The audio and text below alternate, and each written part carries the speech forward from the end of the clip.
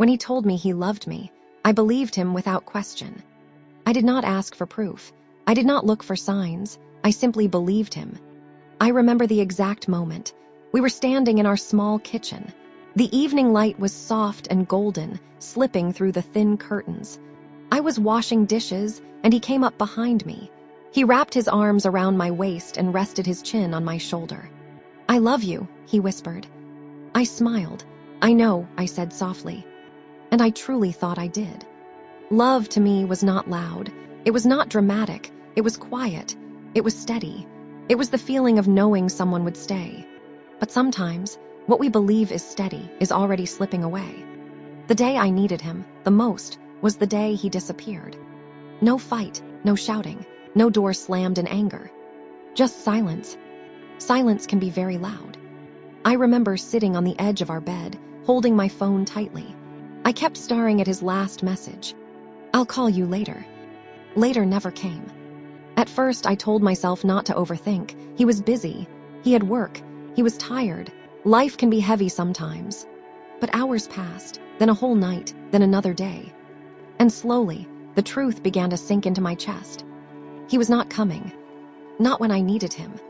Not when I was scared. Not when I was breaking. And that was when I understood something painful. Sometimes a person can say, "I love you," and still leave when love becomes difficult. This is the story of how I trusted those words, and how I learned to survive without them. The changes did not happen all at once. That is the hardest part. If he had shouted, if he had said something cruel, maybe I would have understood sooner.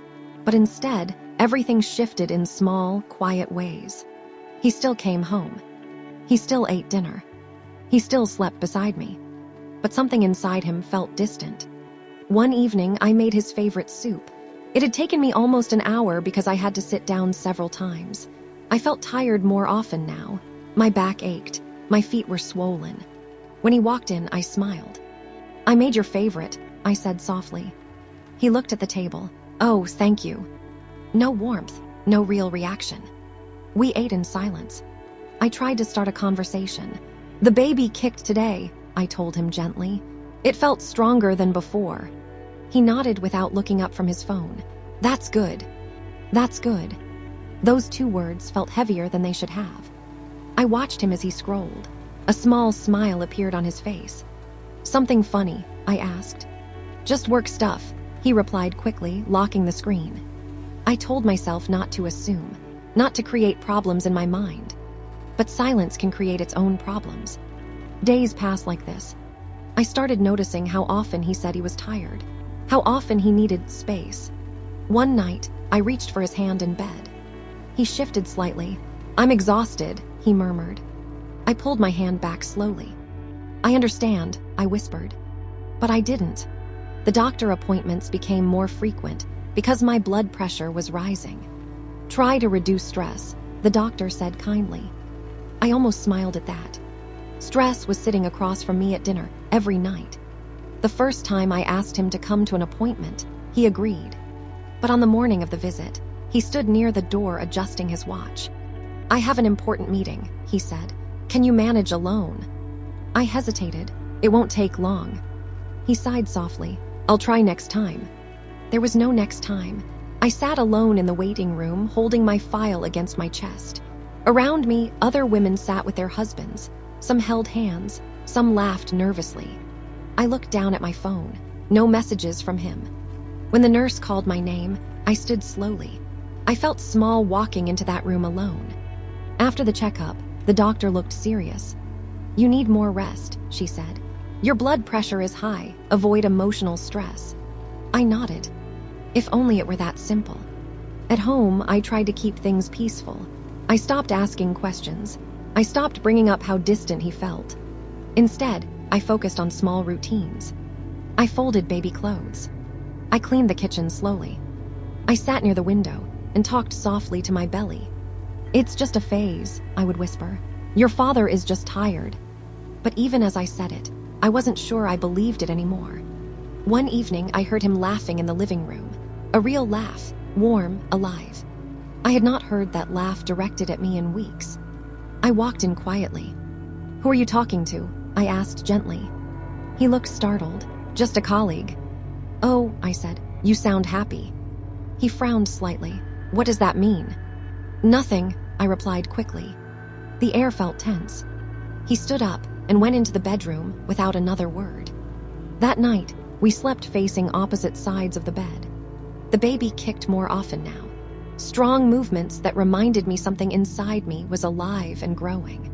Sometimes, I would grab his hand and place it on my stomach. "Feel that?" I ask. He would leave his hand there for a few seconds. "Yes," he would say. But he didn't smile the way he used to. One afternoon, I felt dizzy while standing in the kitchen. The room spun slightly. I had to grab the counter to steady myself. I called him. He didn't answer. I waited 5 minutes, then I called again. Still nothing. When he finally called back an hour later, his voice sounded distracted. "I was busy. What happened?" "I felt faint," I said quietly. "You're probably just overthinking," he replied. "You worry too much." That sentence again. "You worry too much." Maybe I did, but my body was carrying our child. Was that too much worry? One night I gathered courage. We were sitting at the dining table. The lights were dim, plates half empty. "Are you happy?" I asked gently. He did not look up at first. After a long pause, he said, "I don't know." Those 3 words felt like cold water. "I thought we were," I whispered. "It's just a lot," he said. "Responsibility, pressure, everything." Everything. He did not answer. The silence stretched between us like a wall. From that night on, something inside me began to prepare for loss. Not consciously, not clearly, but my heart started bracing itself. He began coming home even later, sometimes after midnight. "Work," he would say simply. I stopped asking details. I stopped checking his phone. I stopped trying to pull him closer. Because the harder I tried, the further he seemed to drift. Then came the day everything began to tip. It was a Thursday afternoon. The sky was gray. I remember because I had been watching clouds through the window. Suddenly, I felt a sharp pain in my lower stomach, not like before, stronger, deeper. I tried to breathe through it. "It's okay," I whispered to myself. "It will pass." But it didn't. The pain came again. I reached for my phone and called him. No answer. I called again. Still nothing. I sent a message. "I'm not feeling well. Please call me." Minutes passed. The pain grew stronger. I felt fear rise inside me, real fear. I tried calling one more time. Straight to voicemail, I grabbed my purse with shaking hands. I locked the door slowly. Every movement felt heavy. Outside, the air was cold. I flagged down a taxi. "Hospital," I said quietly. As the car moved through traffic, I stared out the window. I kept holding my stomach. "Please be okay," I whispered again and again. My phone remained silent in my hand. No call. No message. And in that quiet taxi, as rain began to fall softly against the glass, I felt something deeper than pain. I felt alone. The hospital lights were too bright. That is the first thing I remember. Everything felt white and cold. The walls, the sheets, even the air. A nurse helped me into a wheelchair. I tried to explain the pain, but my voice sounded far away, even to me. "When did it start?" she asked gently. "About an hour ago," I whispered. She nodded and moved quickly. I kept looking at my phone, still no call from him, no message. I told myself he would show up any minute. Maybe he was driving. Maybe his phone battery had died. Maybe there was traffic. There are many maybes when you don't want to accept the truth. They placed me in a small room with a curtain drawn halfway around the bed. Machines beeped softly beside me. The doctor came in with calm eyes. "We're going to run some tests," she said. "Try to relax." Relax. I closed my eyes and took slow breaths. I placed my hand on my stomach. "It's okay," I whispered to the baby. "Your father is coming." I believed that. I needed to believe that. Minutes felt like hours. I called him again. Voicemail. I sent another message. "I'm at the hospital. Please come." The message showed delivered. No reply. The pain grew sharper. I tried not to cry. I did not want the nurses to think I was weak. But fear has a way of making you small. A nurse held my hand for a moment. "You're not alone," she said kindly. But I was. The door opened once or twice, and each time my heart jumped. But it was never him. After some time, the doctor returned. Her face was serious. "There are complications," she said softly. "We need to monitor you closely." I nodded, though my hands were shaking. "Where's your husband?" she asked gently. "He's coming," I replied automatically. But my voice did not sound confident anymore. Hours passed. The room grew quieter as the night deepened. I stared at the ceiling. I watched shadows move across the walls. I kept listening for footsteps in the hallway that might be his. Then finally, near midnight, my phone buzzed. My heart leapt. I grabbed it quickly. A message from him. "I'm out of town, I needed space. We'll talk later." Out of town. I read it again and again. Out of town. I felt something inside me sink. I typed back with trembling fingers. "I'm in the hospital." 3 dots appeared for a moment, then disappeared. No reply. The pain came stronger after that. Doctors moved around me quickly. Nurses adjusted machines. I tried to stay calm. I tried to hold on. But sometimes life slips through your fingers no matter how tightly you hold it. In the early hours of the morning, I lost the baby. There was no loud moment, no dramatic scene. Just a quiet understanding in the room. The doctor's soft voice. "I'm so sorry."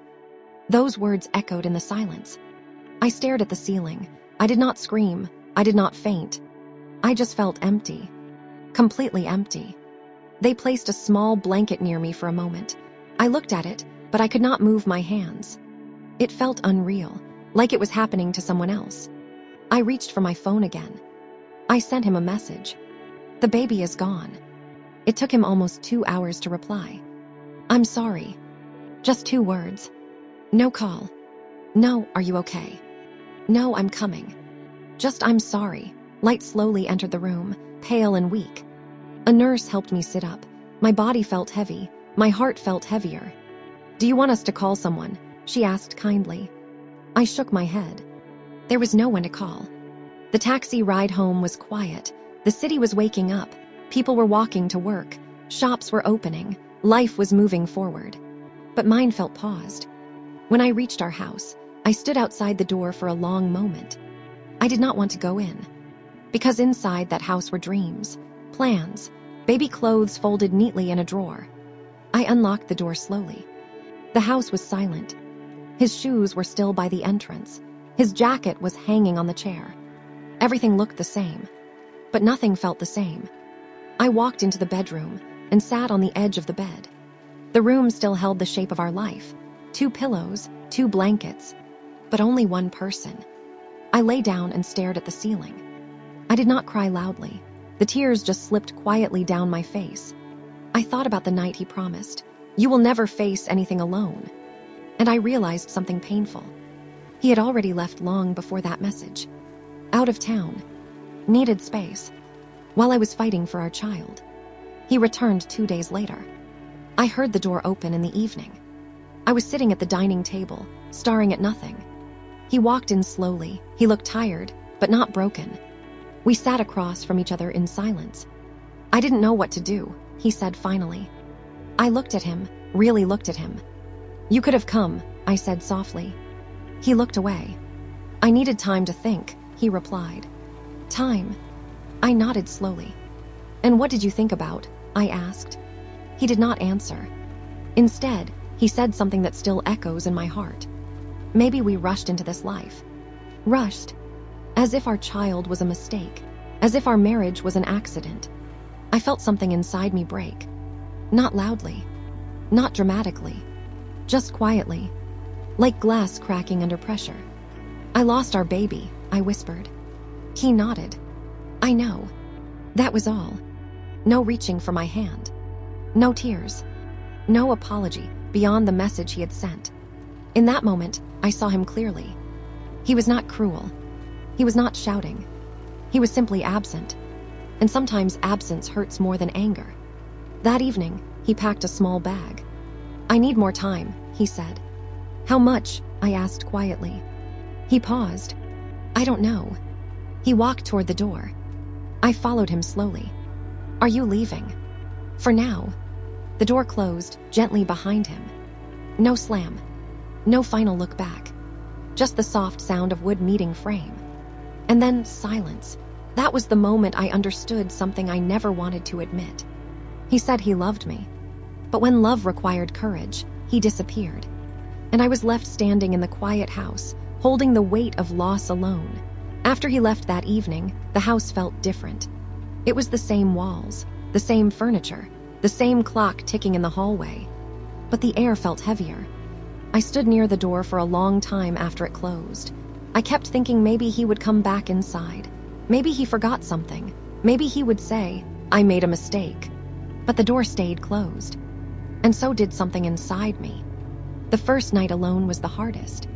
I lay on one side of the bed and stared at the empty space beside me. The pillow still carried the shape of his head. I reached out without thinking. There was nothing there. I pulled my hand back slowly and placed it over my heart instead. It was beating. At least that was still steady. The next morning, I woke up before sunrise. For a few seconds, I forgot everything. Then it came back all at once. The hospital, the message, the baby, the door closing. Grief is not loud at first. It is quiet. It sits beside you like a shadow. I walked into the kitchen and made tea. My hands moved slowly, as if I were learning everything for the first time. The chair across from me was empty. I kept looking at it. In the days that followed, I did not hear from him. No calls, no messages. At first, I checked my phone constantly. I kept hopping to see his name on the screen. But hope can be exhausting. After a while, I stopped checking. My mother came to stay with me for a few days. She did not ask many questions. She simply helped with small things. Cooking, cleaning, sitting beside me in silence. One evening, she held my hand and said, "You are stronger than you think." I wanted to believe her. But strength did not feel strong at that moment. It felt like survival. A week later, I opened the small drawer where I had kept the baby clothes. Tiny socks, soft blankets, a small hat I had bought on impulse because it was too cute to leave behind. I sat on the floor and held one of the blankets to my chest. I cried that day, not loudly, not in anger. Just steady tears that had been waiting to fall. "I'm sorry," I whispered into the empty room. I wasn't even sure who I was apologizing to. Eventually, I packed the clothes into a box. Each item felt like a goodbye. When I closed the lid, I felt something shift inside me. Not healing, not yet, but acceptance beginning to form. 2 weeks after he left, he sent a short message. "I hope you're okay." I stared at it for a long time. There were so many things I could have said, so many questions I wanted to ask. But I simply replied, "I'm managing." That was the truth. I was managing. Not thriving, not smiling. Just managing. We met once after that, at a small cafe near our old apartment. It was strange sitting across from him, as if we were strangers. He looked thinner, tired. "I didn't handle things well," he said quietly. I nodded. "No, you didn't." There was no anger in my voice, just honesty. He looked down at his hands. I felt trapped. I didn't know how to deal with the pressure. "And leaving helped?" I asked gently. He did not answer. That was the moment I understood something clearly. He was not evil. He was afraid. Afraid of responsibility. Afraid of loss. Afraid of growing up into the man he said he wanted to be. And instead of facing that fear, he ran. Not loudly, not dramatically. Just quietly. A month later, the divorce papers arrived. The envelope sat on the kitchen table for hours before I opened it. When I finally did, my hands did not shake. I read every page slowly. There was no mention of love, no mention of promises, just legal words and final decisions. I signed my name carefully. Each letter felt like closing a chapter. After the papers were sent back, I began to change the house. Not all at once, just small things. I moved the dining table closer to the window. I changed the curtains. I painted the bedroom walls a softer shade of blue. I wanted the space to feel like mine. Not ours. Mine. One afternoon, I stood in front of the mirror and looked at myself for a long time. My face looked tired, older somehow. But there was something else too. A quiet understanding in my eyes. I had survived something I never thought I would. I had faced loss. I had faced abandonment. And I was still standing. Healing did not happen in a straight line. Some mornings I woke up feeling light, almost hopeful. Other days, I could not get out of bed. Grief would return without warning. But each time it came, it stayed a little less, like waves growing smaller over time. I began walking in the evenings, just around the neighborhood. The fresh air helped. The rhythm of my steps felt grounding. Sometimes I would talk softly to myself. "You're okay," I would say. "You're still here." And slowly, I started to believe that too. One evening, as I sat by the window watching the sunset, I realized something important. Love is not just words whispered in warm kitchens. It is presence in cold hospital rooms. It is staying when things are heavy. It is answering the phone. It is showing up. He had loved the easy version of life. But when life became fragile and painful, he disappeared. And that was not my failure. That was his. For a long time, I had asked myself, was I not enough? But the answer came quietly one night. I was enough. I was just asking the wrong person to prove it. I planted flowers outside the front door in early spring. Small white ones. I wanted something living to greet me every time I came home. As I pressed the soil around them, I felt peaceful for the first time in months. Life continues, even after loss, even after abandonment, even after promises break. And in that simple moment, kneeling in the dirt with sunlight on my face, I understood something clearly. He said he loved me. Maybe he believed he did. But real love stays. And if someone cannot stay, then you must learn to stay for yourself. It has been a long time now. Long enough for the seasons to change twice. Long enough for the flowers outside my door to bloom and fade and bloom again. Sometimes I sit by the same kitchen window where he once stood behind me and whispered, "I love you." I no longer feel anger when I remember that moment. I just feel still. Life has a quiet way of teaching us lessons we never asked to learn. If you had told me back then that I would lose my child and my marriage in the same season, I would not have believed you. I would have said my love was strong. I would have said he would never leave. But love is not measured by words spoken in comfort. It is measured by presence in pain. And when pain came, he chose absence. For a long time, I thought that meant I was not worth staying for. I questioned myself in ways I never had before. Was I too emotional, too dependent, too hopeful? But healing has a way of answering questions gently. I began to understand that his leaving was not proof of my weakness. It was proof of his fear. Some people love the idea of love. They love the warm dinners, the shared laughter, the plans for tomorrow. But when tomorrow becomes uncertain, they step back. And that is what he did. If you are listening to this story and you are waiting for someone who disappeared when you needed them most, please listen carefully. Your worth is not measured by how long you waited. Your worth is not decided by someone else's absence. If someone loves you, you should not have to beg for their presence. Love should not make you feel alone when you are standing in the hardest moments of your life. Healing does not mean you will never think about the person again. Healing means their memory will stop hurting your heart. It means you can remember without crying, without anger, without regret. I once thought losing him would break me forever, but I was wrong. Losing him helped me find a stronger version of myself. I learned how to stand alone. I learned how to hold my family closer. I learned that sometimes the love you let go of is the love that teaches you how to love yourself. If one day someone holds your hand and says they love you, watch how they act when life becomes difficult. Watch how they stay when you are afraid. Watch how they respond when you need them the most. Because love is not only spoken in happy moments, it is proven in hard moments. And if someone disappears quietly when your world is falling apart, do not chase them until you lose yourself. Some doors close so another, better one can open.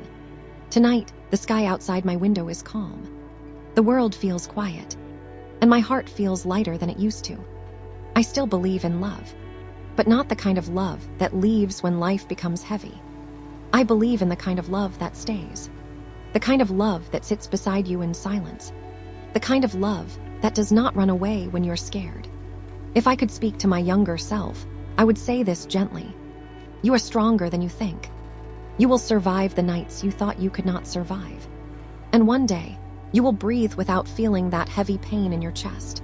Do not give your heart to someone who treats your love as something optional, because your heart deserves someone who chooses it every single day, not only on easy days, but on hard days too.